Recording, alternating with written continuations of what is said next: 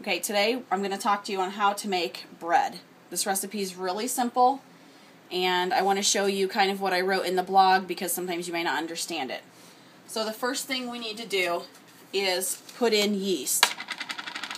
And I buy my yeast in bulk, so I put it in containers like this and leave it sit out. And then I just measure out 2 teaspoons.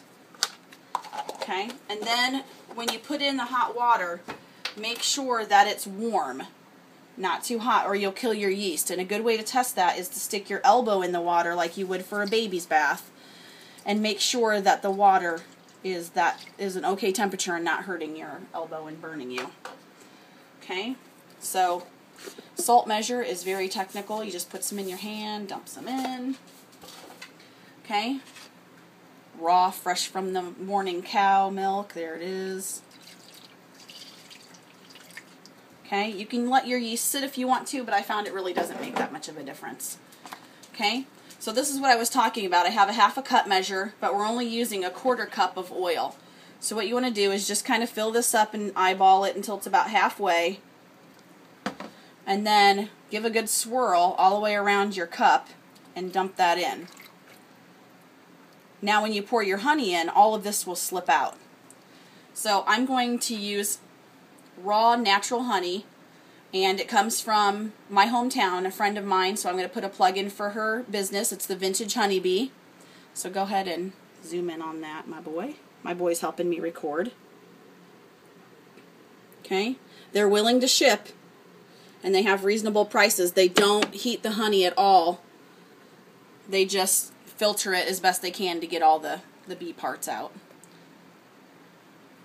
So I'm going to go ahead and pour this in. As you can see, it's pretty much coming clean from the inside. There may be just a little bit, and I just use my finger and pull it through. Okay, so then after the honey, nice free-range chicken egg. Okay, I'm going to break this and give this a little stir. Okay, I put in all these liquid ingredients first, and then this recipe called for whole wheat flour and then white flour. The whole wheat flour that I buy is a white wheat. It's an ultra grain. Unfortunately, it probably has GMOs in it, but I'm not that concerned about it. And then the white flour is an unbleached, still enriched flour. I don't have the luxury of buying the wheat berries yet and having a grinder. Okay, so you're going to want to put in the wheat flour first, and if you're using whole grain, like the dark brown wheat, or the red wheat I guess is what it's called, the one that looks brown, you want to definitely put in your 3 scoops first and let it sit like maybe 5 minutes so that it can start absorbing the liquids. And then we're going to stir this around, and it'll make like a mush. I'm trying to hurry so the video won't be too long.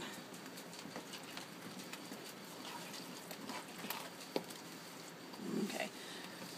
We're going to try to use this one bowl instead of making a huge mess all over the counter. I mean, you still got some mess, but it's not as bad as a big full counter full of flour.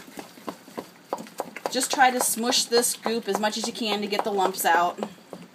If you're using the white wheat, it's not as bad. You can just go ahead and add the white flour right afterwards.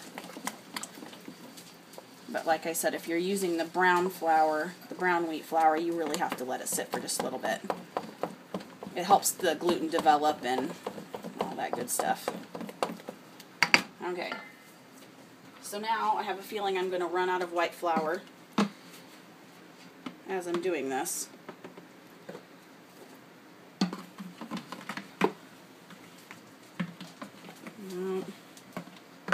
Alright, you're going to have to give me just a second. Hang on.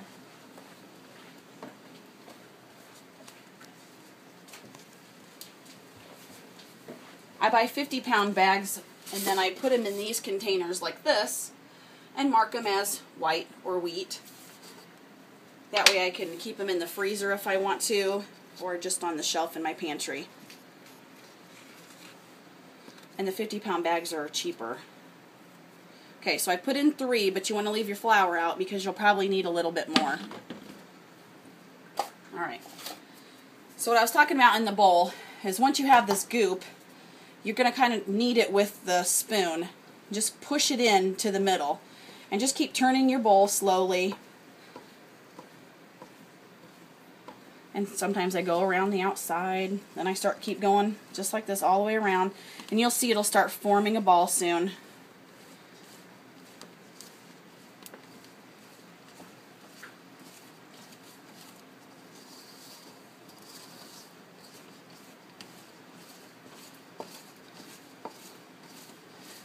What you're trying to do is all the sticky part is on the spoon instead of you kneading all this in. So you're just going to kind of knead it with your spoon, smush it around a little bit, flip it over, pull out your spoon.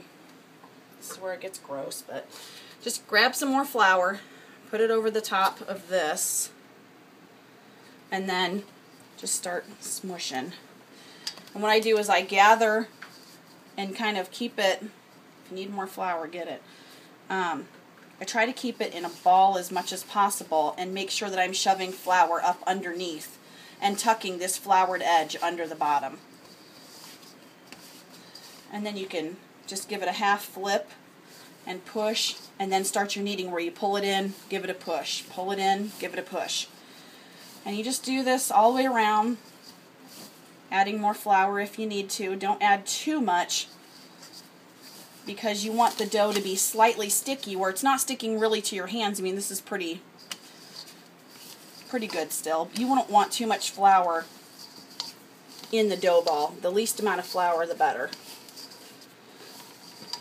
Okay, so when you've got most of it in, and it's kneading pretty good, you'll have a little bit of flakes here. Then what you do is you just form it into a little ball here. I just brush these off. And then, of course, I made a big mess because I was pulling flour out. But you can just set it down on your counter, and then you'll wash this bowl. So give me a second.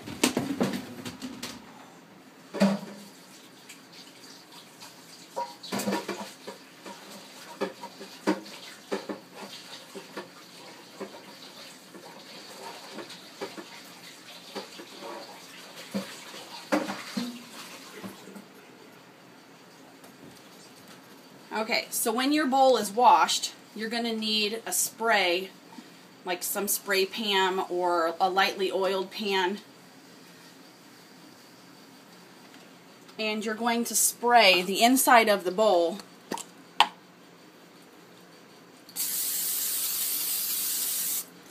and then you're just going to take this flour dough ball. You don't need to knead it anymore, even though it looks like it still could possibly be kneaded, because I let it rise a couple times.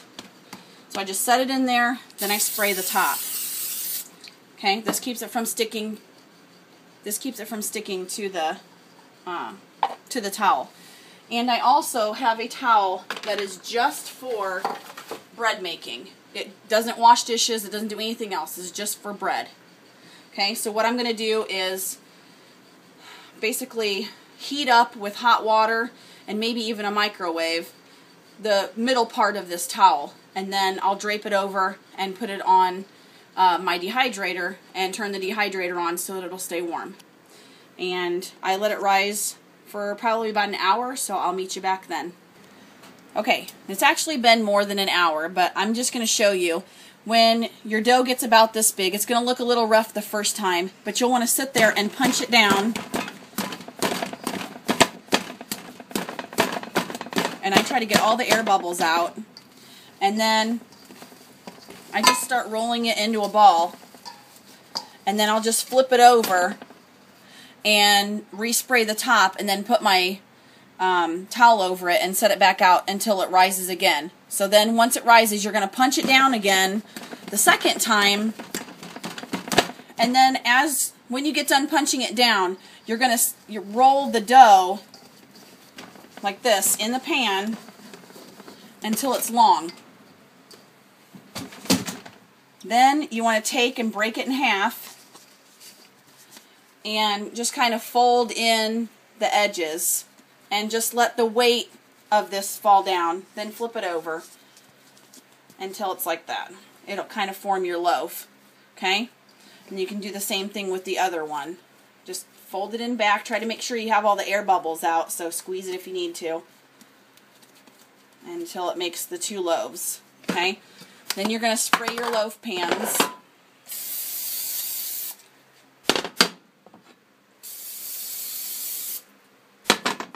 And you're going to set each one in it. And then what I do is I punch them again,